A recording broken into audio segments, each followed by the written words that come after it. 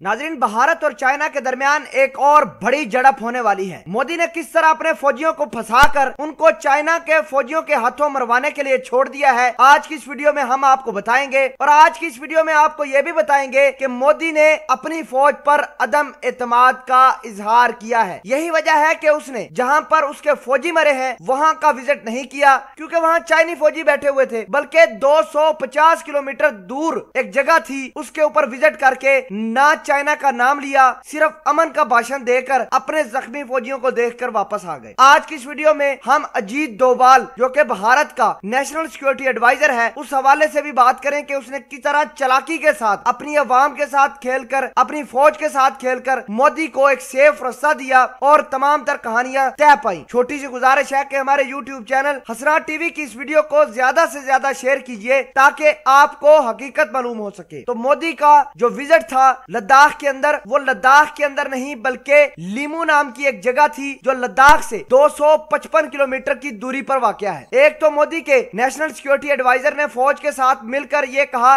कि मोदी को अगले मोर्चों तक लेकर नहीं जाना, बल्कि 260 किलोमीटर पीछे ही इसका विजिट करवाओ और बस खाली। दूसरे नंबर पर अनअनाउंस विजिट था, किसी को कुछ मालूम नहीं था मोदी क्यों आ रहे, क्या लेने आ रहे हैं। अगर मोदी ने जाना ही था तो उस जगह पर जाते जहां मोदी के 20 फौजी मारे गए हैं। तो मोदी वहां पर इस वजह से नहीं गए क्योंकि मोदी को पता है कि उसकी फौज गद्दार है, उसकी फौज उसको मरवा सकती है। आगे चीनी फौजी बैठे हुए हैं, यही ना हो कि चीनी फौजी तैश में आकर हमारे ऊपर हमला कर दे। तो इस वजह से मोदी का जो विजिट था वो एक तो 260 किलोमीटर दूर रखा गया, दूसरा अनअनाउंस रखा गया। दूसरी अहम वजह यह है कि मोदी ने अपने ही फौजियों के लिए गड़ा खोदना शुरू किया है। चाइना के पास, चाइना की आर्मी के पास एक जवाब बन गया है कि कल को अगर लड़ाई होती है, चाइना के 20-50 फौजी और मारे जाते हैं, तो चाइना के पास एक मौकफ होगा कि भाई मोदी आया था, अपने फौजियों को इनकरेज करके गया है, प्रवोक करके गया है कि भाई आपने चाइना की फौज के साथ लड़ना है, आपने मरना है। तो इस वजह से चाइना की फौज के पास एक सेफ रास्ता मिल गया है। वो चाइना जो भारत के पहले 20-25 फौजी मार चुकी है, अब 50-60 फौजी और मारने के लिए तैयार बैठी हुई है। नाजरीन ग्रामी, भारत के वजीर आजम नरेंद्र मोदी का ये जो अनअनाउंस विजिट था, इसका मजीद पोस्टमार्टम करते हैं और आपको बताते हैं कि ये मोदी ने दुनिया को बताया क्यों नहीं कि वो लद्दाख के अंदर जा रहे हैं। तो आपको ये बता दें कि जो लद्दाख के लोग हैं उनकी हमदर्दियां भारत की फौज और भारत की गवर्नमेंट के साथ कम होती जा रही हैं। उसकी बड़ी वजह ये कि भारत ने वहां पर 370 हटाया, शरीयत का कानून पास किया और उन लोगों को पता चल चुका है कि मोदी हिंदुस्तान के